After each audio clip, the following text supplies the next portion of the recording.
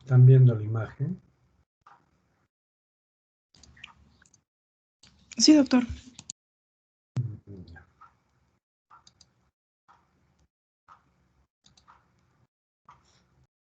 Bien, entonces, hoy tratamos una enfermedad que es muy común. Les aseguro que 1/3 de ustedes tiene toxoplasmosis crónica o latente, mejor aún, más que crónica, latente. Quiere decir que ya se infectaron, tienen sus quistes de toxoplasma en el músculo, en el cerebro, y ahí están guardaditos, no les causan ningún problema. Y más aún, ni siquiera se dieron cuenta que se infectaron porque la infección a veces es asintomática o a veces se parece a un resfrío común o a una virosis. Entonces, ¿quién no ha tenido malestar general, un poco de cefalea, dolores musculares, adinamia? Y si se hubiesen palpado los ganglios de la zona cervical, hubiesen encontrado el aumento del tamaño de algunos de esos ganglios. Pero muchas veces uno ni cuenta se da.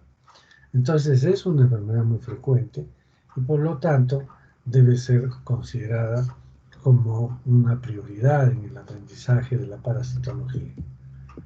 Entonces la toxoplasmosis es una zoonosis. Es una zoonosis porque en realidad tiene una distribución en muchos animales, ¿no? En el hombre, pero también puede estar en una serie de mamíferos, herbívoros, y el hospedero definitivo es el gato. Entonces el hombre y estos otros animales actúan como hospederos intermediarios nada más. Pero son pues muchas especies que pueden sufrir esta enfermedad. Y es causada por el Toxoplasma gondii, que es un protozoo intracelular capaz de localizarse en cualquier órgano del hospedero. Se llama toxoplasma porque toxo viene de arco y la forma del parásito es como un arco. Y gondii es por el roedor que lo encontraron, que fue en Brasil, donde encontraron por primera vez este parásito, ¿no? Bien, ¿por qué tenemos que estudiar esta enfermedad? Porque puede producir enfermedad grave en el recién nacido o en el feto. Entonces, la toxoplasmosis congénita es un tema sumamente interesante, apasionante y preocupante para mucha gente, ¿no? Entonces, ahí está, ustedes están viendo un gatito que es el hospedero definitivo y una mujer que está embarazada y que puede adquirir la enfermedad y transmitir a su recién nacido y que éste pueda nacer con lesiones sumamente severas, como en este caso, ¿no? Puede ser que si es en el primer trimestre puede causarle aborto incluso, pero si nace y se ha infectado en la mitad del embarazo, miren, es un niño con macrocefalia o microcefalia también, y además tiene ceguera, tiene retardo psicomotor, no tiene reflejos, es un niño totalmente limitado, ¿no? Entonces ahí está la importancia de estudiar toxoplasmosis. Si bien mucha gente está infectada y no tiene mayor problema, pero en la gestante sí es un problema serio. Pero no solo en la gestante, sino también en toda gente que, bueno, como hemos visto, están infectados, pero también en pacientes con inmunodepresión. El toxoplasma puede reactivarse o si se infecta por primera vez, hace lesiones que no se detienen y finalmente causa pues la muerte, como por ejemplo en este caso con una encefalitis toxoplasmósica. Entonces miren, primero que es muy importante en el sentido de la frecuencia, afecta a mucha gente. Segundo, que puede causar la toxoplasmosis congénita con consecuencias muy graves. Y tercero, que en pacientes inmunodeprimidos, pues puede incluso causarle la muerte o lesiones severas, ¿no? Entonces, esto hace pues que tengamos que estudiar bien este tema, porque lo vamos a ver en cualquier momento. Y el toxoplasma gondii se presenta en esta forma. Cada uno de estos son 4 que están viendo acá. Se llaman taquizoitos y se reproducen por fisión binaria. Miren, acá ya está empezando la fisión binaria la endodiogenia, porque miren, acá está apareciendo ya 2 núcleos y después estos se dividen y vamos a tener 2 en cada uno de estos 2 nuevos taquizoitos. Y entonces esa reproducción por endodiogenia hace que aumente el número de parásitos rápidamente, y como se reproducen así muy rápidamente, se llaman taquizoitos, ¿no? Son zoitos, pero que por su rapidez de reproducción se les llama taquizoitos. Entonces esta es la forma más común. Puede haber también los bradizoitos, que ya no se reproducen tan rápidamente. Mayormente es muy similar la forma. Algunos dicen que el núcleo se va más atrás, pero son detalles que ya no tienen, digamos, mucha importancia conocerlos. Solamente que funcionalmente se reproducen con más lentitud o no se reproducen y se les llama bradizoides. Este más bien es el núcleo de un macrófago, y dentro del macrófago hay muchos parásitos que están reproduciendo. Vean acá, estos son los taquizoitos que hemos visto aquí. Y entonces acá está el núcleo de los taquizoitos, acá está su núcleo, ¿no?, en forma de arco, y están repletos en el citoplasma, dentro de una vacuola parasitófora dentro del macrófago. O sea, el macrófago los fagocita y ellos hacen una vacuola parasitófora y ahí se protegen y se reproducen activamente. Cuando se rompe esta membrana vacuolar, se rompe la célula, estos taquizoitos pueden salir e invadir otros macrófagos u otras células, cualquiera del organismo. Entonces, a esto que está lleno de taquizoitos que están reproduciendo dentro de una vacuola, pero dentro de una célula, se le llama pseudoquiste. Pseudoquiste porque la membrana de la vacuola pareciera quística, pero no lo es. Y entonces hablamos de una pseudoquiste. Y estos son los taquizoitos que hemos visto, ¿no? Vean la forma, miden 7 micras más o menos de largo, 3, 4 de ancho, y tienen un núcleo y una parte apical que es sumamente importante porque van a penetrar hacia las células, entonces tienen que utilizar estas estructuras. Y aquí tenemos el taquizoito, vean, y un esquema de la ultraestructura, o sea, con microscopía electrónica, se ha demostrado que tienen esta estructura. Un núcleo grande en la parte más ancha del parásito, y en la parte delgada hay una zona apical. Y esa zona apical tiene un conoide, que son estructuras de penetración a las células, micronemas y rótulas. Todo esto es un complejo que permite que este parásito pueda introducirse en la célula, formar una vacuola parasitófora y después dividirse dentro de ella. Pero además tiene, pues, todas las organelas que ustedes conocen: retículo endoplásmico rugoso, mitocondrias, aparato de Golgi, etc. Entonces, esto es lo que tenemos en el taquizoito de toxoplasma. Acá están viendo este es en microscopía electrónica, este es el conoide con todas las róptrias, micronemas que permiten penetrar la célula. Y este es el núcleo, y estas son las organelas que hemos mencionado. Acá vemos cómo se está reproduciendo el parásito por endodiogenia dentro de la célula, formando miles de taquizoitos. Y acá están los taquizoitos libres, ya que se separaron. Este es un pseudoquiste, que es lo que les decía. Este es el núcleo del macrófago, este es su citoplasma, y dentro están los taquizoitos reproduciéndose activamente. Cuando se llena, se rompe esto y buscan otra célula. Entonces esto le llamamos pseudoquiste. Pero esto ya es un quiste. Esto es dentro de una neurona, es a nivel cerebral. Y ustedes ven acá, esta es la vacuola parasitófora, donde contienen los parásitos. Acá hay cientos ya no llamamos taquizoitos, sino bradizoitos, porque ya están dentro de una envoltura quística.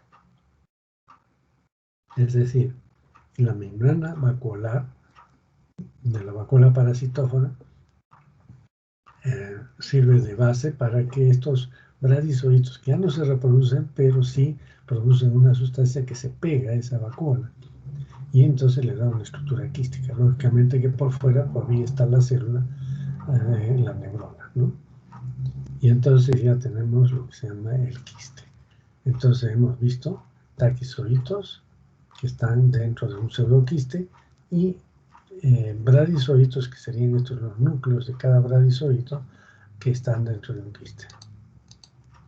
Y este es un ooquiste de toxoplasma, que está todavía inmaduro, pero que ya está en el medio ambiente. Cuando el gato elimina estos ooquistes, solamente tiene un esporoblasto, que hay 2 esporoblastos, y luego cada esporoblasto se recubrirá de una membrana quística, y en el interior se formarán 4 esporozoitos en cada uno de estos esporoquistes. Entonces es un ooquiste inmaduro que elimina el gato, ¿no? Bien, vamos a ver entonces el ciclo del toxoplasma. Esta es un poco, digamos, la secuencia de este ciclo, porque el ciclo en realidad es complejo, ¿verdad? Porque el gato hemos visto que es un hospedero definitivo, pero también puede ser intermediario, o sea, le llaman también hospedero completo, etc. Y el hombre puede infectarse como el gato, puede infectarse como el ganado, es decir, hay una serie de variantes que ya salen de lo que hemos estado haciendo, un ciclo muy esquemático, muy rígido. Acá no. Entonces, miren, partamos de que el hospedero definitivo es el gato, ¿no es cierto?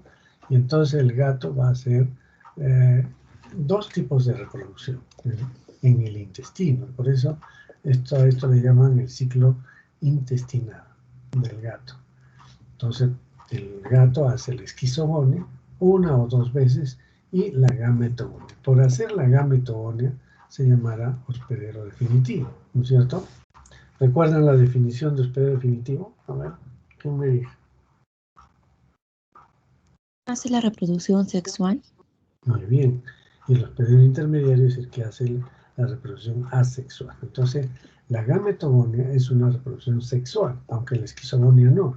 Pero el gato hace esquizogonia previa a la gametogonia. Entonces, producto de la gametogonia va a ser el ooquiste, perdón, el huevo cigoto, que se recubre una membrana quística, tendremos un ooquiste inmaduro. Eso va a salir con las heces del gato. Y en el medio ambiente va a producirse la esporogonia, es decir, la formación de esporoquistes con esporozoitos dentro del ooquiste. Entonces, cuando el ooquiste ya tiene 2 esporoquistes y 4 esporozoitos en cada uno, entonces ya hablamos de un ooquiste maduro, y significa que hace completo toda la esporogonia en el medio ambiente. Entonces tenemos en el gato esquizogonia, gametogonia, y en el medio ambiente esporogonia. Son las 3 reproducciones que hemos estado viendo. Pero además en estos hay la endosiogenia, como en Sarcocistis, recuerden ustedes. Y entonces en el hospedero intermediario, que es el hombre y muchos animales, que incluyen roedores, mamíferos grandes, herbívoros o aves incluso, entonces en ellos, y el hombre también, se va a dar solamente la reproducción de endodiogenia, que hemos dicho que es que dentro de un parásito, pues se llama endo, se parte el núcleo y después se separan 2 parásitos nuevos, por eso se llama endodiogenia, ¿no? Entonces esto es como, digamos, un resumen del ciclo, pero veámoslos ahora al detalle. Entonces, este es un esquema que nos permite ver más o menos bien cómo es este ciclo. Entonces, el gatito es el hospedero definitivo. Hace el ciclo intestinal, que comprende esquizogonia, gametogonia, ¿no? Y elimina estos ooquistes inmaduros. Este ooquiste inmaduro tiene que madurar en el medio ambiente. Es decir, va a ser lo que se llama la esporogonia. ¿Y qué significa la esporogonia? Que primero este esporoblasto se parte en 2, tenemos un ooquiste inmaduro con 2 esporoblastos, y después cada esporoblasto se va a recubrir de una membrana quística, y en el interior se forman los 4 esporozoitos. Entonces ya son esporoquistes, y esto ya es un ooquiste maduro. ¿Listo? Entonces eso sale con las heces del gato. ¿Quién va a ingerir eso? El ganado, las aves, sí. Entonces cualquier animal que se contamine con heces del gato, que contienen estos zooquistes, van a infectarse. Y el hombre también. Entonces, en el hombre y en estos animales, ¿qué forma de reproducción va a haber? La forma de reproducción de endodiogenia. ¿Y qué significa la endodiogenia? Que un parásito se parte en dos dentro siempre de una vacuola parasitófora, se parten dos, después de otro se separan, otra vez aparece otra formación interna y se forman otros dos y así sucesivamente. Eso va a pasar por un buen tiempo, ¿no? En esta reproducción hasta que, en el hombre también, hasta que aparezca la inmunidad. Entonces, al principio, antes de que aparezca la inmunidad, tenemos muchos taquizoitos que invaden células, que forman pseudoquistes y siguen destruyendo las células. Pero aparece la inmunidad y los taquizoitos se esconden, se retraen y se quedan dentro de la vacuola parasitófora y secretan una sustancia que forma la pared quística del quiste. Y entonces van a quedarse enquistados en el músculo, ¿no? En los animales, puede ser en otros órganos, pero para los animales nos interesa el músculo. Y en el hombre puede quedarse en el cerebro, en los ojos, en el músculo, en cualquier sitio. Y ahí se quedan los quistes en forma latente. Entonces, cuando este animal lo benefician y le botan o sacan la carne, y esa carne puede llegar al gato, entonces el gato se va a infectar con estos quistes. Estos son quistes que están en la carne. O si se come pues a un ratoncito completo, también tendrá quistes y de esa manera va a infectarse el gato. ¿Sí? ¿Hasta ahí se entiende bien o alguna pregunta? Pueden hacer preguntas, ¿eh?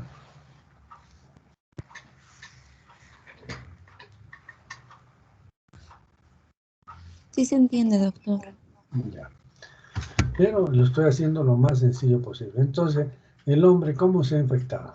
Vamos a hacer un resumen. El hombre se ha infectado con quistes de las heces del gato, ¿no es cierto? Se puede infectar comiendo carne de animales infectados también. Y también se puede infectar por transfusiones sanguíneas, por ejemplo, una transfusión sanguínea que le llegue directamente a taquizoitos, que sería una persona que está haciendo parasitemia, lo cual generalmente es un poco difícil porque ya tiene fiebre, entonces no le van a permitir nada, pero existe la posibilidad. Pero esta madre que tiene la infección y tiene taquizoitos que están circulando en sangre, entonces puede hacer que atraviese la placenta y puede infectar al feto. Entonces el feto se infecta con taquizoitos nada más. Es la única forma de infectarse. Estas personas también se pueden infectar si les pasa un trasplante, o sea, si hay un órgano que les trasplante, y entonces el órgano, si tiene quistes de toxoplasma, puede desenquistarse porque hemos dicho que hay un equilibrio entre inmunidad y quistes. Y entonces si al paciente que recibe el órgano le bajan la inmunidad para que no rechace el órgano y en ese órgano hay quistes, estos quistes pueden reactivarse y otra vez invadir a las células a través de la sangre o a la linfa, a otros tejidos. Entonces también se puede infectar con el trasplante de órgano. Pero ya son cosas artificiales, ¿no? Bien, ahora el gato también se puede infectar no solamente con la carne, sino también puede infectarse con quistes de otro gato. Pero en ese caso ya no hará el ciclo intestinal de frente, sino primero hará el ciclo de endodiogenia a nivel de los tejidos, un ciclo tisular, y después hará el intestinal. Entonces ya es más complejo. Vamos a ver otro esquema y acá lo podemos completar. Entonces acá tenemos el gato, que es el hospedero definitivo. Y este hospedero definitivo puede infectarse de diversas maneras. Por ejemplo, si se come a un ratón que está enfermo acudamente, entonces es fácil de capturarlo y va a tener parásitos en sangre, muchos taquizoitos. Entonces, estos taquizoitos llegan al gato, ¿no? dentro de macrófagos, dentro de sus tejidos, o dentro de la sangre de esto, y van a infectar al gato. Entonces el gato se puede infectar con pseudoquistes que contienen taquizoides. Pero también puede comer carne de estos animales, cruda. Y entonces ahí hay quistes. Aquí hay un error, han puesto pseudoquistes, pero ya son quistes. Entonces va a comer carne cruda con quistes de toxoplasma. Entonces el gato, mire, ya tiene dos formas de infección. Pseudoquistes con taquizoitos, quistes con bradizoitos o quistozoitos también se llama. Y también el gato, por eso le dicen hospedero completo, puede infectarse con oquistes de las heces de otro gato. Entonces tiene esas tres posibilidades de infección. Después vamos a ver qué pasa en el gato cuando se infecta con oquistes o cuando se infecta con bradizoitos o con bradizoitos o con taquizoitos. Vamos a ver después. Entonces el gato se infectó. Cuando se infecta con estos, ya sea sobre todo con los quistes que tienen quistozoitos o también con taquizoitos, ingresan al intestino y hacen un ciclo de reproducción que se llama de esquizogonia. Entonces va a haber una esquizogonia, incluso puede repetirse la esquizogonia 2 veces, entonces 2 esquizogonias para que finalmente se produzcan merozoitos dentro del esquizonte maduro. Y estos merozoitos salen y van a buscar nuevas células para infectar y en estas células formar lo que es el macrogametocito y el microgametocito, que después desarrollan, o sea, hacen toda la gametogonia. El microgametocito va a formar varios microgametos y el macrogametocito desarrolla hasta convertirse en un macrogameto. Entonces el microgameto fecunda al macrogameto y se forma el huevo o cigoto, que inmediatamente se cubre de membrana quística. Entonces tenemos un ooquiste que sale con las heces del gato y cae al medio ambiente. Y en el medio ambiente vamos a tener los ooquistes inmaduros, primero así con un esporoblasto, después con 2 esporoblastos, luego con cada esporoblasto empieza a enquistarse y va a formar 4 esporozoitos en el interior. Entonces tenemos el ooquiste maduro con 2 esporoquistes y 4 esporozoitos cada uno. Todo eso ha salido en el gato, ¿no es cierto? El gato se infectó y hizo la esquizogonia, 2 esquizogonias, una gametogonia y después la esporogonia en el medio ambiente para formar estos ooquistes. Veamos el hombre. ¿Cómo se puede infectar el hombre? El hombre, por principio, si es hospedero intermediario, tiene que infectarse de un hospedero definitivo, que es el gato. Entonces va a ingerir los ooquistes que ya están maduros en el medio ambiente. Entonces el hombre se infecta con quistes maduros que contienen esporozoitos. Estos van a llegar al aparato digestivo del hombre, ¿no? Estos quistes se desenquistan y salen los esporozoitos. Estos esporozoitos en el hombre se meten a macrófagos del aparato digestivo y van a ser reproducidos, o sea, empiezan a reproducirse dentro de una vacuola parasitófora que está dentro del macrófago. Y se reproducen rápidamente formando muchos taquizoides, como los que estamos viendo, ¿no? Muchos taquizoides. Entonces dentro del parásito se infectó y empiezan a formar los taquizoides. Y mediante la linfa o la sangre pueden viajar al niño, o sea, la enfermedad congénita, al cerebro, a los ojos o al músculo. Y eso es lo que va a pasar.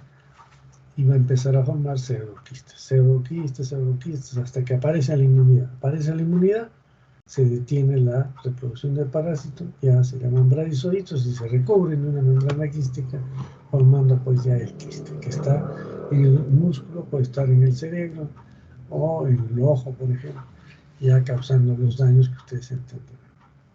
Entonces eso es lo que pasa. Ahora el ganado herbívoro, antes decían, pero ¿cómo se puede infectar? Porque estos se infectan por comer carne. Aquí es que estos herbívoros ingieren los ooquistes, ¿no?, del gato. Están acá. No hay la flecha, pero me debería ver que una flecha indique que estos se infectaron con los ooquistes del gato. Es la única manera un herbívoro de infectarse es con los ooquistes que están en las heces del gato, porque no van a poder comer carne, ¿no es cierto? Bien, entonces miren, ya está avanzando mejor ya el entendimiento Y después ahora tenemos para completar ya qué pasa con el gato si se infecta con quistes, o sea, con los gradizoitos. Va a ser el ciclo intestinal, ¿no? Fundamentalmente, y hace en 3 a 6 días ya está eliminando quistes inmaduros. Pero si se infecta con pocos quistes, bueno, hace unos días más, pero si se infecta con esporoquistes, que están en que contienen esporozoitos, o también algunos taquizoitos también puede ser, pero fundamentalmente es esto: los esporozoitos llegan al aparato digestivo y no hacen el ciclo intestinal de inicio, porque son esporozoitos, que están en las heces del gato. Entonces lo primero que va a hacer un ciclo tisular, o sea, se infectan como si fuera una persona, por ejemplo, y hacen las pseudoquistes primero, después los quistes, y ahí se quedan los quistes, pero algunos quistes se rompen y salen, los pseudoquistes se rompen, algunos, y van a formar quistes, o de lo contrario, entran al intestino y empieza la reproducción, la esquizogonia, 2 esquizogonias, una gametogonia, y va a eliminar oroquistes. Pero lógicamente, como ustedes entenderán, en este caso, en que el gato se infecta con heces de otro gato con oroquistes, va a ser primero el ciclo tisular y después el ciclo intestinal. Por eso demora hasta 40 días, mientras que que solo hace el ciclo intestinal, o puede hacer simultáneamente también el tisular, pero el otro se inicia desde apenas se infectó. Y en ese caso va a hacer que se eliminen muy rápidamente los oroquistes. Pero si no, como en este caso, que primero ha tenido que hacer el ciclo tisular y después el intestinal, va a demorar más tiempo, de 21 a 40 días. Bien, más bien va a tomar. ¿Está claro el ciclo entonces? Sí, doctor. En todo caso, podemos resumirlo acá. Entonces el gato, ¿qué hace? Esquizogonia, gametogonia. ¿Qué más puede ser el gato? ¿Qué otro ciclo de reproducción? Endodiogenia. Endodiogenia. Muy bien. Cuando se comporta como hospedero intermediario, ¿no es cierto? Endodiogenia, para formar inicialmente pseudoquistes y luego quistes en su cerebro, en sus músculos. Eso es en el gato. En el medio ambiente, típicamente, ya entendimos que era el esporogonio. Y en el hospedero intermediario, solamente endodiogenia, ¿no? Para formar quistes. Listo. Entonces, ya con eso queda claro cómo es esto de los ciclos de toxoplasma. La patogénesis ahora.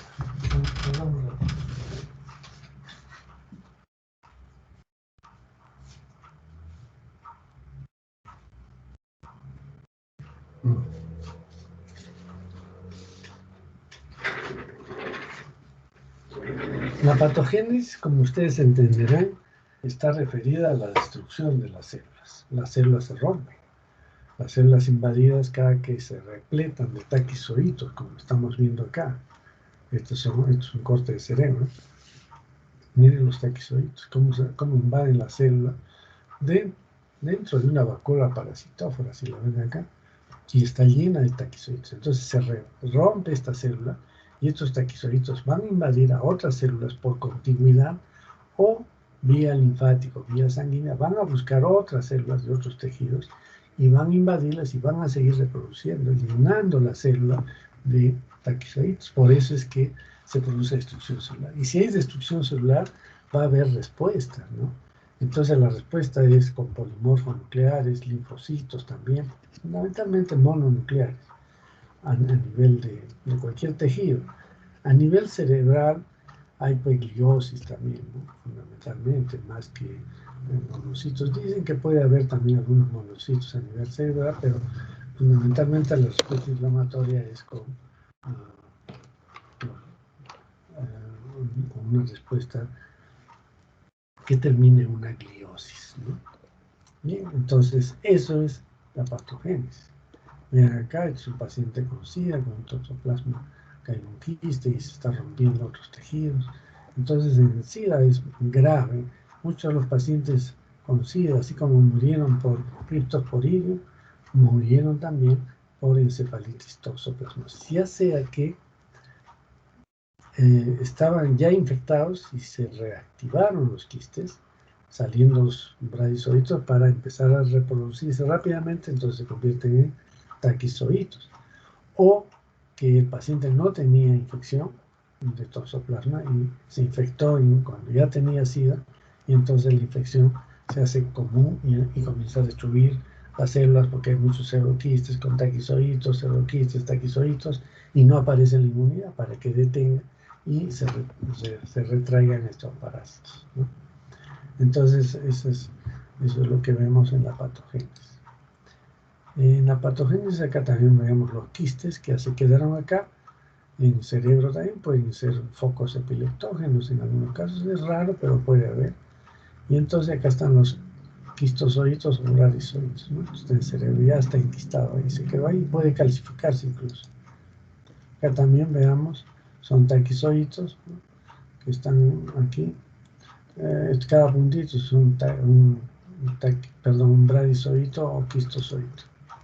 Bien, entonces, por el lado del hombre, es que si no tienen una inmunidad adecuada, sobre todo celular, más que humoral, celular, entonces la enfermedad va a progresar, incluso le va a quitar la vida. Pero no solo es eso, sino que también la patogénesis depende del parásito. Entonces, tenemos que hay diferentes tipos clonales de cruce. Por ejemplo, el tipo clonal 1, el 2 o el 3.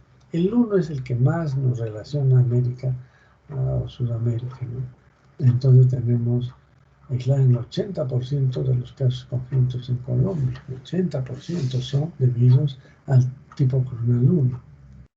En el 51% de las cepas de esto es Sudamérica 1, que son el 40% de cepas de Sudamérica y el 33% de cepas de Sudamérica 2 con 20%. Entonces en Sudamérica tenemos pues principalmente el tipo clonal.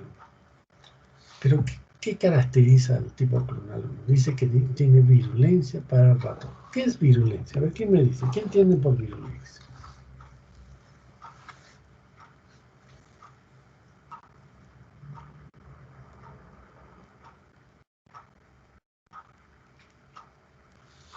Miren, es un término que lo dicen hasta en la radio. Este virus es muy virulento, etc. Y ustedes son pues ya estudiantes de sexto semestre, tercer año de medicina. Y han hecho microbiología, y han hecho inmunología. Entonces saben lo que es patogenicidad, lo que es virulencia. A ver, ¿qué es patogenicidad? Es más fácil. A ver, ¿qué me dice? ¿Qué es patogenicidad? El origen de la enfermedad. No. ¿Qué es patogenicidad? Es un término muy claro. ¿Qué es patogenicidad? Doctor, ¿es la capacidad de producir enfermedad en alguien infectado? De producir daño. Uh-huh. Puede ser que no presente enfermedad todavía, pero ya está causando destrucción celular, entonces ya está causando daño, ¿sí? Eso es patogenicidad. ¿Pero qué es virulencia? ¿Es el grado de patogenicidad? Alto, bajo. Bueno, sí, tibio, entonces, pero no es bajo, sino que virulencia es la capacidad de un agente etiológico de causar daño, causar enfermedad grave o fatal. O sea, cuando hablamos de virulencia decimos que va a causar mucho daño, o sea, va a causar una destrucción masiva o va a llegar incluso a la muerte. Es fatal. Entonces, virulencia es la capacidad de causar un daño, pero sí que sea grave o fatal. Entonces, ¿qué significa que el tipo clonal no es virulento para el ratón? Que a los 6 días lo mata. Si le inyectamos a este ratoncito intraperitonealmente el toxoplasma de tipo 1, lo va a matar en 6 días. Mientras que el tipo clonal 2 es virulenta para el ratón. Entonces le va a causar daño al ratón, lo que ustedes quieran, pero no lo va a matar. Igual que el tipo clonal 3. Entonces, por eso es importante para nosotros el tipo clonal 1, porque está muy difundido en América. Y entonces muchos casos son pues severos. Mientras que en Europa, por ejemplo, en Francia, no es más frecuente este tipo clonal 2, que es avirulento. Francia, por ejemplo, tiene tasas de infección por toxoplasma elevadísimas, más del 90%. Sin embargo, no hay mucha toxoplasmosis congénita, no hay mucha muerte por toxoplasma. Y esto es, ahora, se debe a que tienen el tipo clonal 2. Y es muy frecuente porque en Francia está acostumbrados a consumir carne mal cocida, ¿no? Es típico en la comida francesa comer el bistec o la carne en general en cualquiera de sus formas casi sangrante, ¿no? Entonces, así le gusta al francés y entonces esa es digamos, una de las causas por la cual tienen esta alta prevalencia de toxoplasmosis. Y la 3, bueno, está en el Medio Oriente, Centroamérica, Norteamérica, África, Asia. Y también es avirulento, ¿no? Eso no quiere decir que tampoco no cause daños, que causa daño, pero no va a matarlos, no va a causar enfermedad grave en el hombre. Ahora, esto de Francia también hay un reporte muy interesante porque, sobre todo para ver cómo se infectaba la gente, ¿no? Hicieron un estudio en niños migrantes que estaban en un orfelinato porque estaban desnutridos y que iban a empezar un programa de nutrición para estos niños. Entonces lo que hicieron era, les tomaron sus constantes basales, serología, toda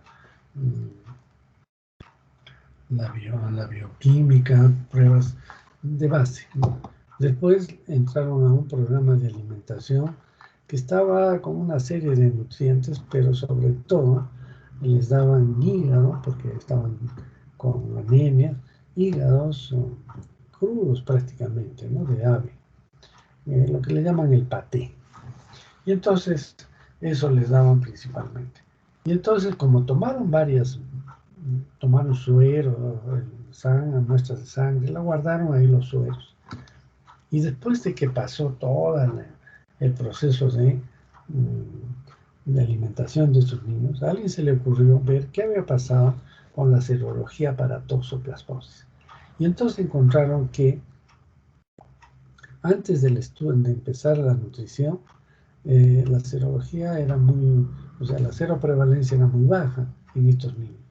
Sin embargo, cuando terminaron ya el proceso de alimentación, de solucionar su problema de desnutrición, encontraron que la prevalencia estaba casi al 100%. Entonces se atribuyó que estos niños, al comer los hígados crudos, estaban comiendo también los quistes de toxoplasma y por eso se infectaron.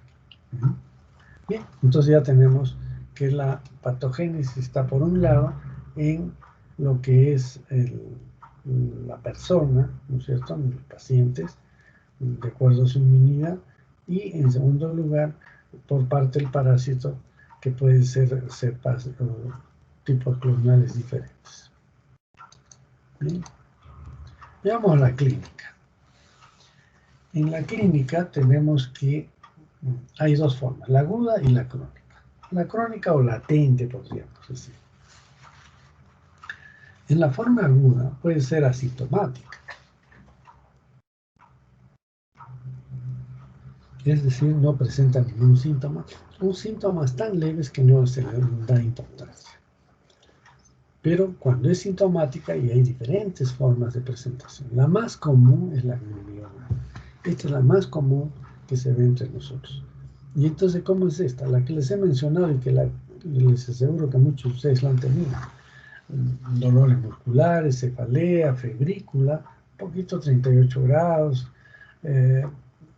cefalea, malestar general, adinamia, dolores musculares, y eso pasa en una semana Y si uno palpa los ganglios cervicales, están aumentados de tamaño, algunos, la mayoría no duele, pero están aumentados de tamaño y a los 3 meses aparecen los ganglios. Es la forma ganglionar. La otra forma es la digestiva, que también se caracteriza por dolor abdominal y también hay ganglios a nivel de el peritoneo, a nivel mesentérico. Entonces hay también ganglios. La neurológica, que puede haber trastornos de sensibilidad o signos de irritación meningia, es posible, pero también es un poco frecuente. En la cardíaca da pues una carditis, una inflamación de la musculatura cardíaca, o a nivel de pulmonar una neumonitis. La ocular, si bien es cierto, también está dentro de la misma prevalencia de estos, es relativamente poco frecuente, pero igual que estos, pero lo que pasa es que es muy evidente. Y la forma ocular se manifiesta por pérdida de la visión, generalmente de ese ojo, de uno de los ojos. Generalmente es unilateral, ¿no? Cuando hablemos de congénita es bilateral, pero acá cuando es adquirida es unilateral, o sea, de un solo ojo. Pero ¿qué va a tener? Una corioretinitis. O sea, una inflamación de la córnea y de la retina. Y entonces esto va a condicionar pues a muchas veces a ceguera o a amaurosis, como se debe decir, de uno de los ojos.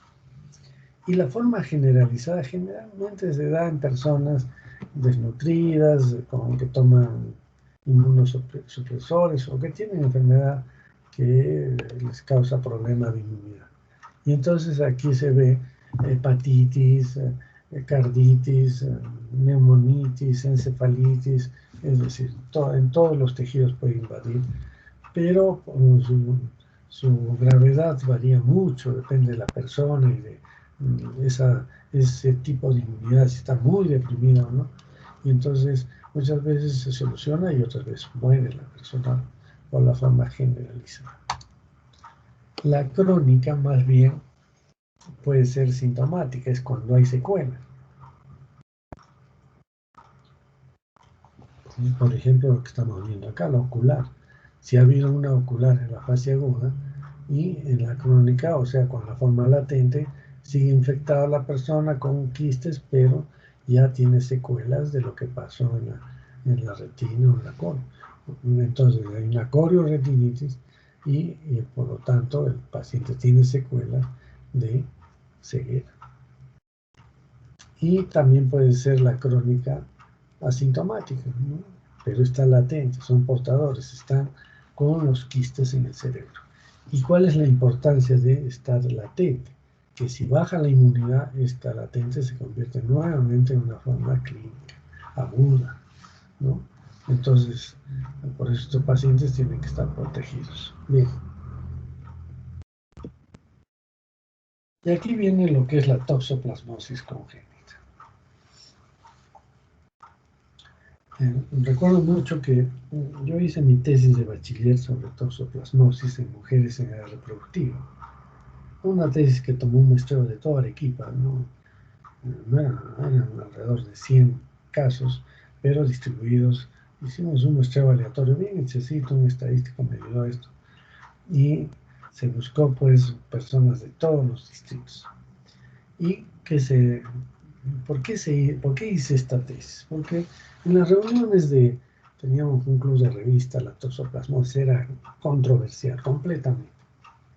Y entonces, ¿cuál era el tema? Que en la toxoplasmosis congénita, los ginecólogos antiguos decían que si una persona presentaba aborto, le pedían serología para toxoplasma. Entonces, la mujer que había perdido su niño va al ginecólogo y le dice, no sé de qué ha pasado, vamos a ver.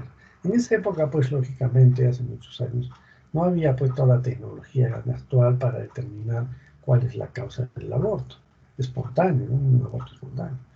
Entonces, en esa época les pedían serología para toxoplasma.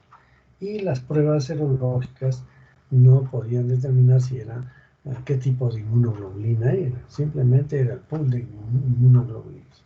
Entonces, si salía positivo, le decían, señora, sabe que usted tiene una toxoplasmosis y esa es la causa de los abortos que tiene y le recomendamos que no se embarace nuevamente porque si no su niño puede ser que sea otro aborto o que nazca con severas secuelas de la toxoplasmosis. Entonces, imagínense a una mujer que ha tenido, digamos, su primer embarazo, lo pierde, y el segundo a veces también, y el tercero, entonces ya no quiere tener porque el médico le ha dicho que su niño va a salir con retardo mental, etcétera, etcétera. Y se creó por lo que en la bibliografía se hablaba de la neurosis toxoplasmótica. Y entonces eso fue motivo para que haga el estudio y eso motivó a que haga una revisión exhaustiva de la bibliografía de esa época. ¿Y qué es lo que dijeron ya con los nuevos adelantos? Que eso era falso. Y era falso por un argumento muy, muy lógico. Si a ustedes, o mejor dicho, a 100 embarazadas que se les hace serología, ¿cuántas de ellas van a tener serología positiva para toxoplasma? La misma proporción de la población general, que más o menos es 1/3 de la población. ¿Y ustedes creen que de 100 embarazadas, 1/3 que tiene serología positiva, 1/3 va a tener aborto? No. Entonces simplemente lo que hacían era pedirle serología y revelaba si es que esa mujer había tenido una infección crónica. Y si tenía una infección crónica, más bien estaba protegida para un nuevo embarazo. O sea, era falso todo lo que se les decía a estas mujeres, ¿no? Y entonces había pues esa dificultad. Y ya se aclaró esto, ¿no? Se aclaró mediante varios estudios, un estudio de análisis, de meta-análisis, digamos así, que reveló lo siguiente. ¿Qué es lo que reveló? Miren, en el Lancet 2007 se ha rehecho estos cálculos, pero ya antes, en el año 80 más o menos, ya había el indicio de esto, pero lo han vuelto a hacer en el 2007, en el Lancet, un estudio más grande y con datos ya más precisos. ¿Qué se ha demostrado? Que la madre, para que haga una toxoplasmosis congénita, tiene que haberse infectado semanas antes de la fecundación o durante el embarazo, primero, segundo o tercer trimestre. Que si la madre tenía ya infección antigua con quistes, tiene anticuerpos, estaba protegida y más bien era como si estaría vacunada y no iba a ser toxoplasmosis congénita, salvo una excepción, que el toxoplasma esté localizado en el endometrio, lo cual era muy raro, o es muy raro. Pero si está en el endometrio, cuando se implanta la placenta, pueden desprenderse quistes con radizoitos que inmediatamente pasan por la placenta al feto y lo matan. Entonces, eso es... pero es una cosa rarísima. En general, entonces, la madre que ya tiene toxoplasma está protegida para nuevas infecciones y por lo tanto no va a ser parasitemia y no va a transmitir. Algunos decían que el embarazo produce inmunodepresión y entonces por eso esos quistes del toxoplasma se reactivaban y podían entrar a la sangre y pasar al feto. Pero la inmunidad, o sea, la forma de inmunosupresión en el embarazo es leve y no es suficiente para que se desenquisten los toxoplasmas. Entonces, en resumen, ¿qué quedamos? En que para que se infecte una madre, para que exista la toxoplasmosis congénita, la madre tiene que estar infectada unas semanas antes de la fecundación o durante el embarazo. Pero durante el embarazo también es diferente la capacidad de transmisión y el daño. Entonces, ¿qué se ha visto? Que en el primer trimestre del embarazo, la probabilidad de que pase a través de la placenta el toxoplasma es bajo, 17%.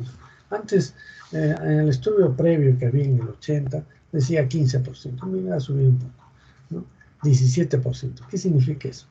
Que de 100 madres que se infectan en el primer trimestre del embarazo o una semana antes, solamente va a pasar el toxoplasma al feto en 17 de ellas. De las 100, solo 17. Pero si pasa, va a causar un daño severo que se traduce en aborto. ¿Está claro? ¿Por qué? Porque en el primer trimestre se está formando el embrión. Y entonces cualquier alteración celular pues altera todo y el embrión digamos, se transforma tanto que ya no es sostenible, no es viable y se produce el aborto. Si la mujer se infecta durante el segundo trimestre del embarazo, cuando ya se formó el embrión, ya está el feto, entonces el riesgo aumenta al 44%. Antes teníamos 40%, bueno, hasta 44%. ¿Qué quiere decir? Que de 100 madres que se infectaban en el segundo trimestre, solo pasaban 44 de ellas, pasaban el toxoplasma. Y esto se debe a que en la placenta ya los vasos de la placenta son más desarrollados, más grandes, entonces puede pasar el toxoplasma.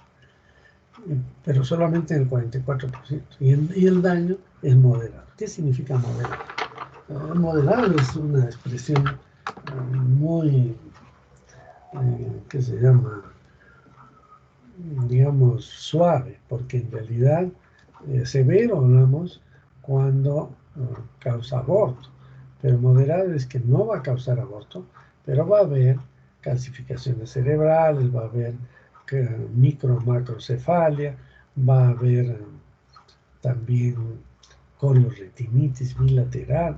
Entonces un niño que nace con convulsiones, que nace con retardo psicomotor, que nace ciego, etc. O sea, no es tan moderado, pero nace el niño, puede vivir, pero con muchas secuelas, muchas alteraciones. Bien, y cuando la infección se produce en el tercer trimestre del embarazo, el riesgo aumenta más todavía del riesgo de pasaje, 71%. Miren, ya son buena cantidad de madres que permiten que el toxoplasma pase de ellas al feto, ¿no?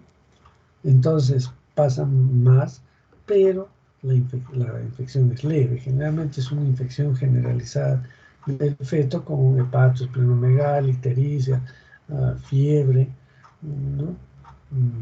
Un rash cutáneo, y eso se puede dar tratamiento y el paciente puede mejorar sin secuelas o con secuelas leves, aunque algunos han hecho estudios de estas personas que tuvieron toxoplasmosis generalizada y que aparentemente estaban completamente sanos después del tratamiento. Se les ha seguido a través de muchos años y se ha encontrado que siempre en ellos existe digamos, hay un retardo psicomotor leve, pero que está presente.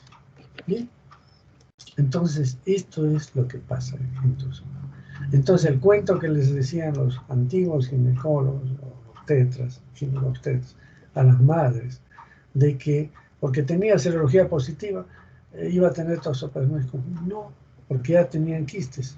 Puede ser que en el primero tuvo un aborto y después ya tiene quistes en el músculo, en el cerebro, y tiene anticuerpos. Ya un segundo embarazo no va a ser tampoco de toxoplasma. Entonces, si es abortos seguidos, ya no es toxoplasma. Y esto significó mucho que, como yo había trabajado mucho en toxoplasmosis, cuando ya estaba de médico, una señora se acercó al laboratorio y me dice que no conocía a la señora, y me dice, vengo a hacerle serología para toxoplasma, porque mi hija ha tenido un aborto por toxoplasmosis y ya no puede tener más hijos. ¿Y por qué no puede tener? Porque el médico le dijo que ya no podía tener, que iba a nacer con problemas. No, le dije, eso es falso. Usted puede, o sea, su hija puede tener un nuevo embarazo y lo que le vamos a detectar es, en esa época ya se sigue en una hemoglobina M y G. Si tiene las dos quiere decir que tiene parásitos en sangre. Pero si solo tiene inmunoglobulina G, es que es crónico y eso no significa que estén con parásitos en sangre y por lo tanto no va a transmitir al feto. Y efectivamente su inmunoglobulina M era negativa, pero la G positiva. Y entonces le dije, a mi opinión, su hija puede tener un embarazo. La señora se fue entre contenta y preocupada, no sabía qué hacer, ¿no? Y después de un tiempo me encontré y me dijo, mi hija está embarazada, muy feliz ella, y después ya nació el niño completamente sano. O sea, le dimos la alegría a esta persona. Claro que yo no dormí varias semanas bien, porque dije, si nace enfermo el niño, me van a matar, ¿no? Pero salió bien, gracias a la revisión bibliográfica que se hizo. Bueno, eso es entonces la toxoplasmosis congénita. Y, como les decía, si en el primer trimestre es lesiones severas, hay aborto, pero en el segundo semestre se pueden dar la triada de Sabin. ¿Cuál es la triada de Sabin? Tiene tres cosas. La primera, macro o microcefalia.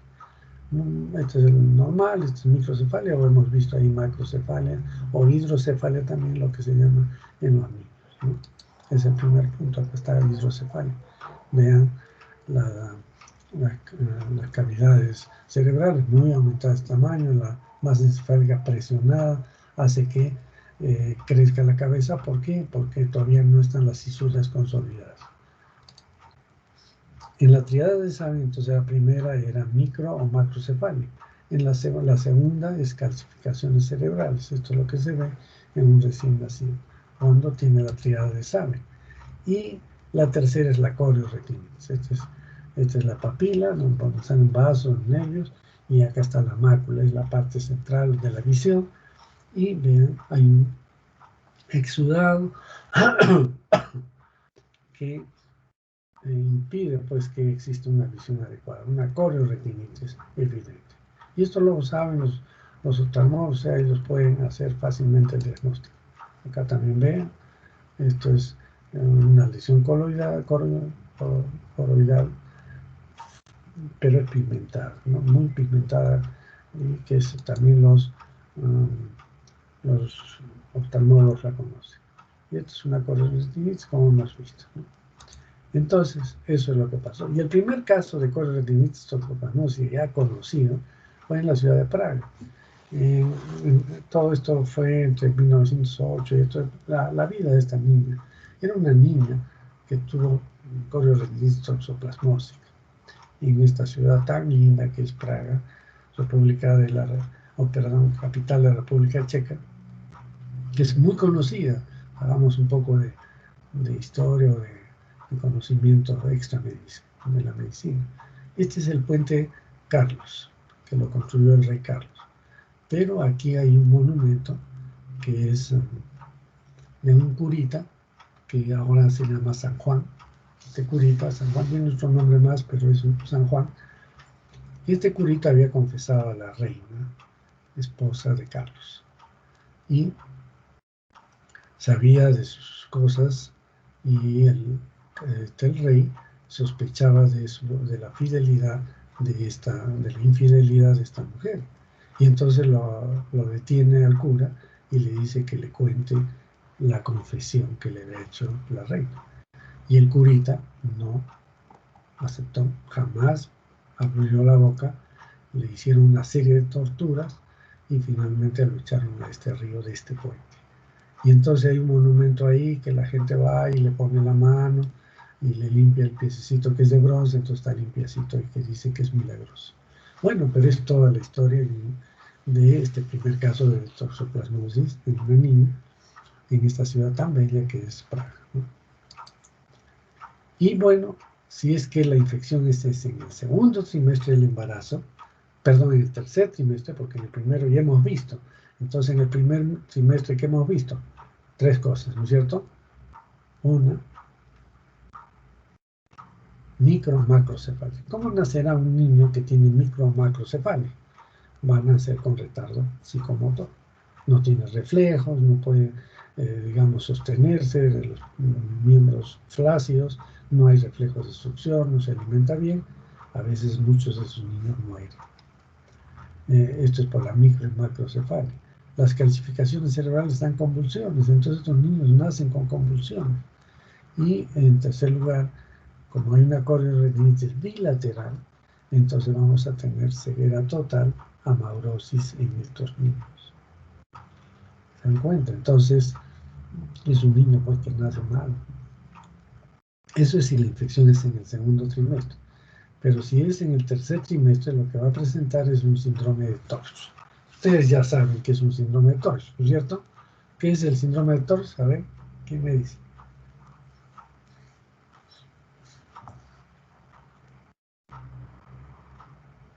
Esto lo han estudiado, ¿no? Microbiología.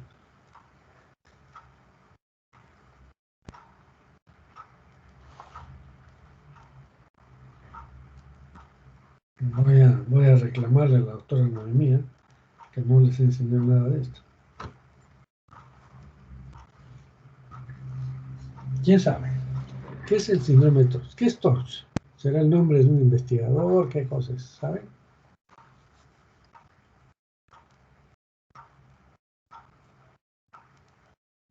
Son iniciales, doctor. ¿Son qué? Iniciales, o sea, de otras enfermedades como el VIH, por ejemplo. VIH. O sea, no, perdón, Mira, acá se de significa otros virus. TO, o la T. Es toxoplasma. Vamos con la O, pero algunos otros dicen otras enfermedades. R, ¿qué cosa es R? Creo que Rubiola. Rubiola, muy bien. Ustedes saben que síndrome es un conjunto de síntomas y signos que presentan varias enfermedades. Entonces, toxoplasmosis, rubiola. ¿Sé qué cosa será? Citomegalovirus. Muy bien. RH Herpes. Herpes eh, simple. y CH, Chagas también, ¿no? Para nosotros, en otros sitios del mundo no conocen Chagas. Entonces, simplemente citomegalovirus y herpes. Entonces, es pues un síndrome que presentan todas estas enfermedades. Entonces, cuando un niño nace con síndrome de TORCH, hay que hacerle toda la batería de análisis para ver cuál es la causa. Y en toxoplasma, lo que vemos, el síndrome de TORCH en general, hay ictericia, puede haber neumonitis, hepatoesplenomegalia, rash cutáneo, ¿no? Convulsiones no, hay linfadenopatías. Las convulsiones se ven en la segunda fase, cuando se infecta en la segunda fase, ¿no? Y entonces, como la hidrocefalia, macrocefalia, estos dos no. Pero lo que se ve es la hepatoesplenomegalia, el salpullido, el rash cutáneo, ¿no? Y puede haber neumonitis y linfadenopatía. Ese es el síndrome de TORCH. Entonces, estos niños que nacen, que se infectaron en el tercer trimestre del embarazo, hacen pues esto y pues, se les puede dar tratamiento. Entonces, acá está toxoplasmosis, otras, rubiola, citomegalovirus, herpes simple. Entonces, estas enfermedades pueden causar síndrome de TORCH. Entonces, cuando ustedes tengan un niño con síndrome de TORCH, hay que hacer el diagnóstico diferencial de todas estas enfermedades. Y acá vemos un fondo de ojo para que vean la corioretinitis, ¿no? Las calcificaciones cerebrales de la clínica, ¿no? Bien, ¿cómo hacemos el diagnóstico de esta enfermedad? El diagnóstico se hace por métodos directos e indirectos. ¿Qué son métodos directos? Son los que vamos a ver el parásito, de alguna de sus formas. Y los métodos indirectos son los que nos van a hacer reconocer las huellas que deja el parásito. Entonces, método directo. Parasitológicos.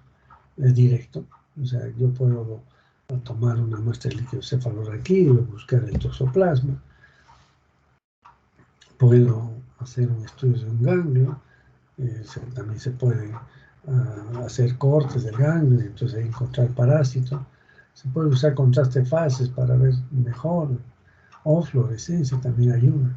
Entonces, pero estos métodos no rinden mucho, excepto el de placenta. El estudio parasitológico de placenta, el corte histológico, mejor dicho, el estudio histopatológico, en el caso de la placenta puede ayudar, pero no siempre encuentran los patólogos las lesiones en la placenta. Pero si las encuentran, ya está hecho el diagnóstico, ¿no? Pero son raros. Ahora, la inoculación de animales o el cultivo es muy de investigación, no se hace rutinariamente. Entonces, ¿qué nos quedan? Los métodos indirectos. Y acá hay dos, principalmente. La intrademorreacción, que se hace con toxoplasmina.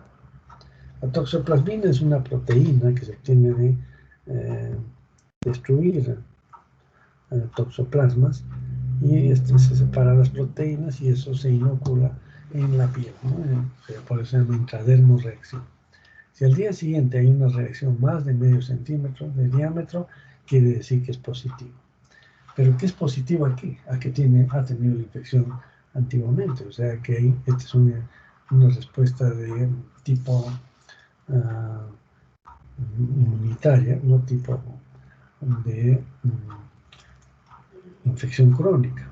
O sea, es una respuesta inmunológica retardada. Entonces, eso significa que estuvo expuesto, que ha tenido infección antes, pero no nos sirve para el diagnóstico clínico. Entonces, en todo caso, esto sirve para hacer prevalencia, pero no para la clínica. En la clínica se pueden usar las siguientes pruebas. La prueba del colorante, que es de Sabin y Feldman. Esta prueba es muy buena, sin embargo tiene un defecto, no falla, sino una dificultad, que es que trabaja con parásitos vivos. ¿Por qué? Porque esta prueba del colorante es que se pone en una lámina el parásito coloreado y se le agrega el suero del paciente. Si en el suero del paciente hay anticuerpos, los parásitos se inmovilizan, ya no se mueven. Y si la prueba es negativa, pueden seguirse moviendo perfectamente. ¿Cuál es el problema entonces? Que se utiliza parásitos vivos. Y los parásitos vivos pues, no es fácil de tener en cualquier laboratorio. Nosotros teníamos en nuestro laboratorio, el técnico tenía que replicar la cepa cada semana, sacarle el exudado peritoneal de un ratón, pasarle a otro ratón. Entonces era costoso, pero más que todo, el técnico había leído que podía infectarse y después un día ya no había ningún ratón. Y dijo, no, yo ya no voy a hacer esto. Y quisimos traer nuevamente la cepa. Y entonces ahí ya se quedó. Trae problemas. Entonces, la prueba de colorantes se puede usar, aunque ya casi no se usa, pero se usaba como referente para otras pruebas, como prueba patrón para otras pruebas, pero de laboratorios ya muy sofisticados de investigación. Y luego tenemos la reacción de la hemoaglutinación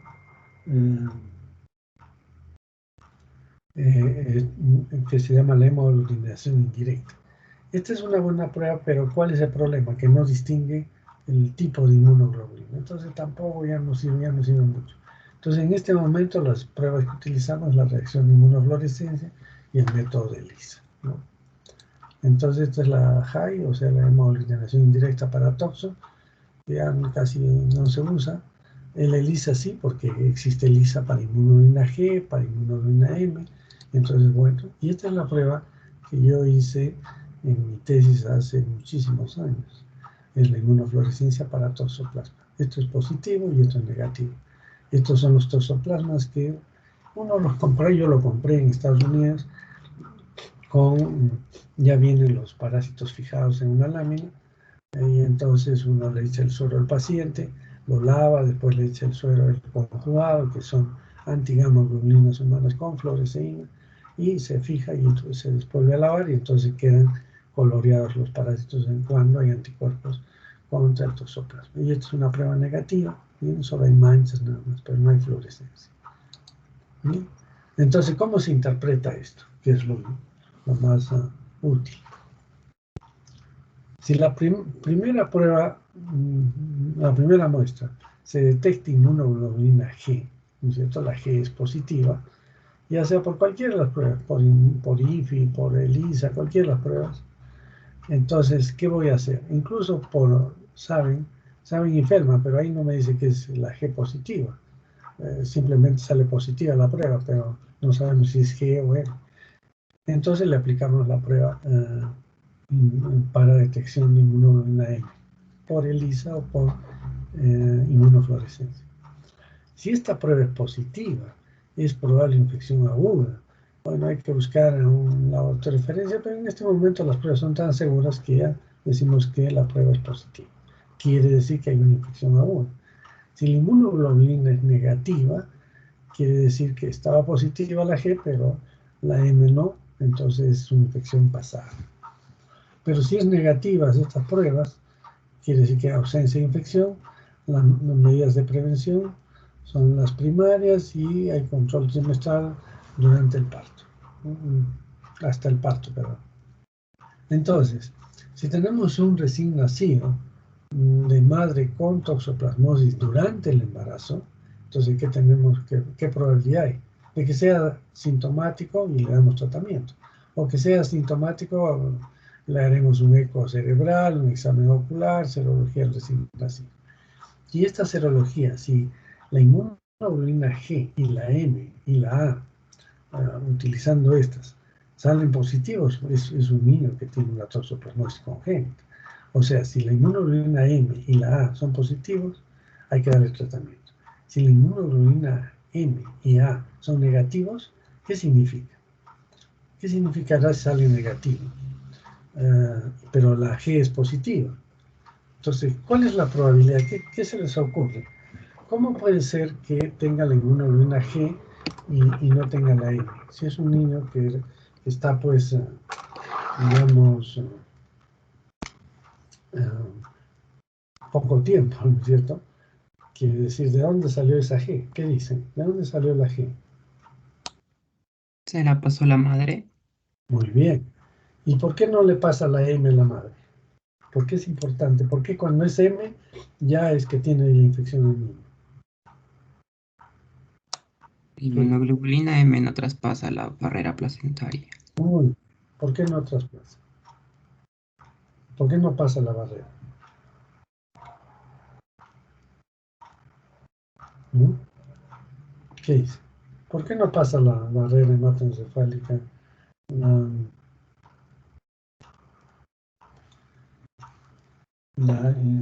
¿Por qué no pasa la barrera placentaria la inmunoglobulina M? ¿Quién sabe? Por su tamaño. El tamaño, ¿no es cierto? ¿Cuánto equivale? Es una macromolécula. En realidad es un pentámero. Quiere decir que es 5 veces una inmunoglobulina G y por eso no atraviesa la placenta. Entonces es importante esto, porque si encuentro yo inmunoglobulina M en el recién nacido, es que el niño la ha producido, no puede ser de la madre, no va a pasar. Pero si es solamente inmunoglobulina G, puede ser de la madre y no del niño. Y puede ser que la madre tenga una infección crónica y sale positivo, ¿no es cierto? Pero no tiene nada que ver con la toxoplasmosis congénita. Entonces es muy importante el dosaje de inmunoglobulina M. La A también, pero más se utiliza la M, ¿no? Bien, entonces ya saben eso. Bien, en la epidemiología, ya para terminar esto, veamos que el gato, ¿no?, puede eliminar, miren acá, con la flechita elimina ooquistes. Estos ooquistes que van a madurar en el medio ambiente y se convierten en ooquistes maduros con 2 esporoquistes y 4 esporozoides, porque cuando eliminó el gato era ooquistes inmaduros que solo tenían un esporoblasto. Entonces acá en el medio ambiente ya se maduró y pueden infectar a estos animalitos o incluso aves, roedores, cualquiera de ellos. Y entonces, ¿qué van a formar estos en su cuerpo? Los taquizoitos primero, cuando es la infección aguda. Entonces en la infección aguda hay muchos taquizoitos, pseudoquistes, pero después aparece la inmunidad y ya no va a haber taquizoitos, sino que se enquistan y se forman los quistes tisulares y aquí va a haber paradisoitos o quistosoitos. Entonces, esta carne se la come el gato y se va a infectar, ¿no es cierto? O el hombre también se va a infectar porque come estos quistes. Y este hombre o esta mujer puede transmitir al feto a través de taquizoides. O el hombre también puede infectarse por trasplante de órganos o transfusiones sanguíneas. Pero finalmente, ¿qué forma el hombre? Quistes en su musculatura, en su cerebro. Están ahí latentes. Pero el hombre también se puede infectar con heces del gato, ¿no es cierto?, al ingerir estos ooquistes que estaban en el medio ambiente.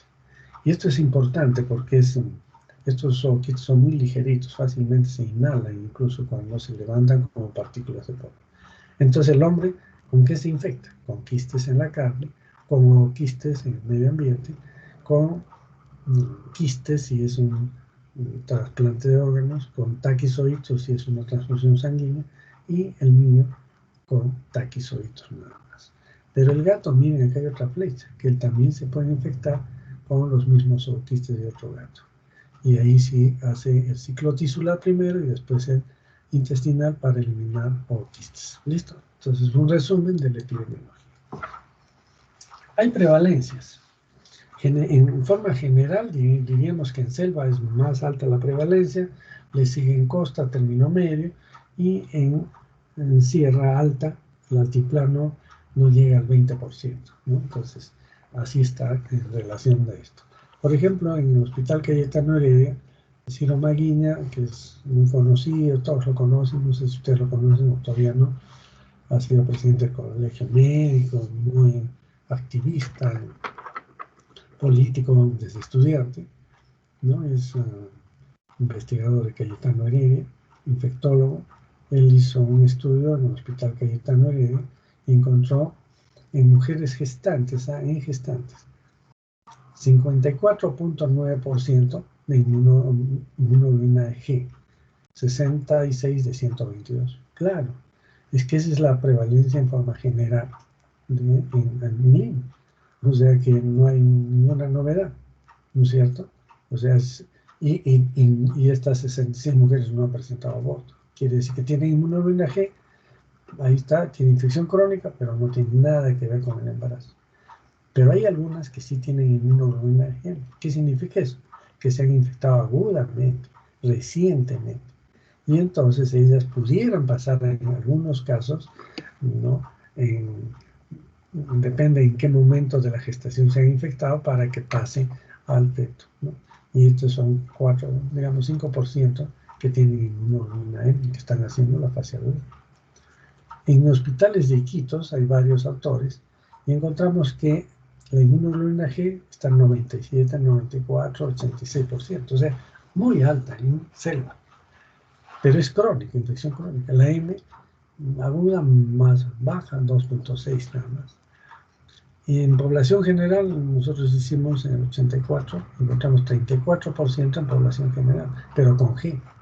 No fue inmunoglobulina M, solo G. Y en animales, en Puno, Bernal encuentra el 44% de animales infectados. Ven, o sea que en animales también es muy frecuente, por eso que al comer carne uno se va a infectar fácilmente. ¿Cuál es la profilaxis y control? Fundamentalmente la madre, ¿no? Gestante. Si está con serología positiva ya no hay problema, pero si no, entonces en Europa, por ejemplo, así como piden aquí para VDRL, para sífilis, para VIH, para el matrimonio, allá piden también para toxoplasmosis, serología para toxoplasmosis, para saber si esta madre que se casa, ¿no?, va a tener un niño o va a estar protegida porque si ya tiene serología positiva, o si no, si es negativa, hay que tener todos los cuidados como el control del embarazo tiene que incluir serología para toxoplasma en cada control. Entonces, ¿cómo hay que proteger a esta madre embarazada o que está por embarazarse? Evitar el contacto con los gatos.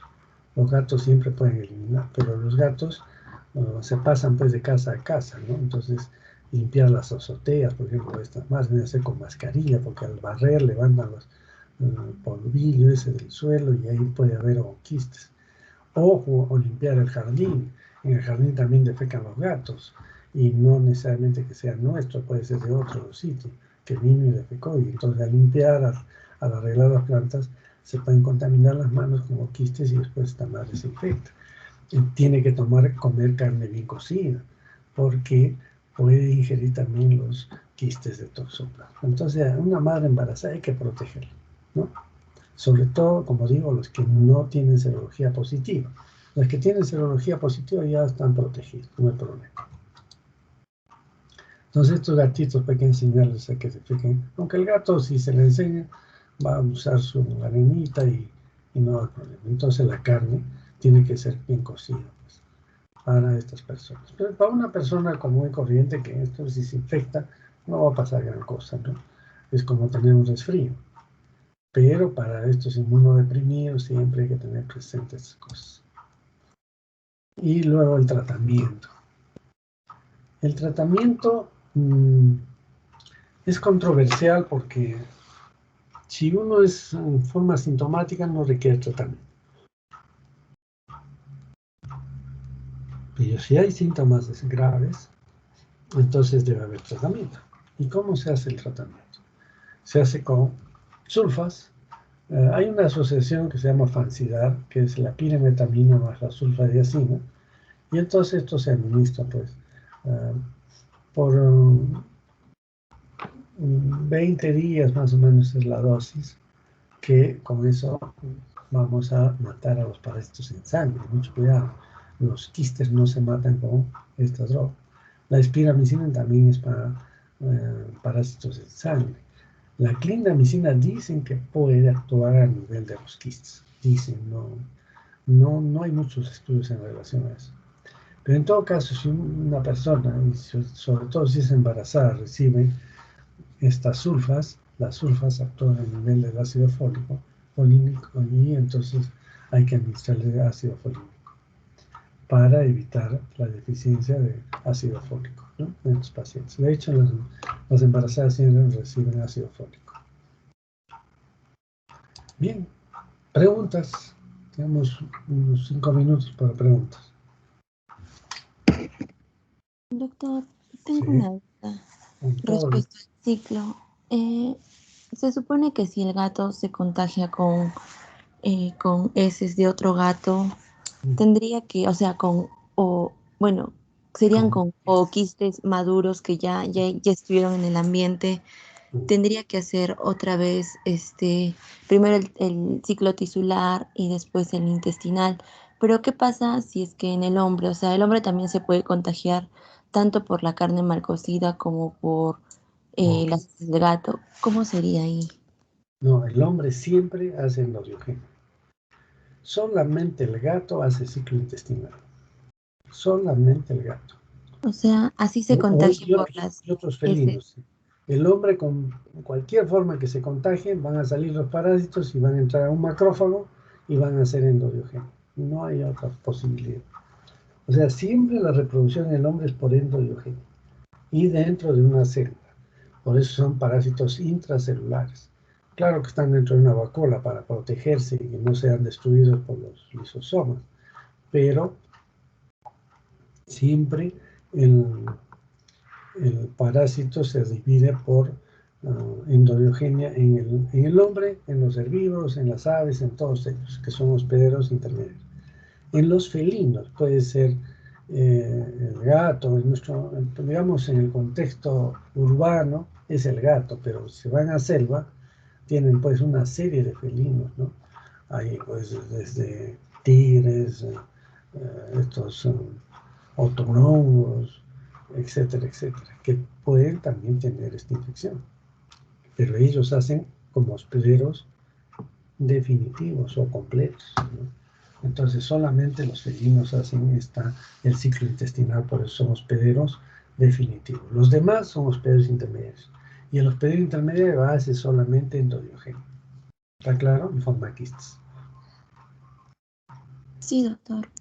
Muy bien. ¿Alguna otra pregunta?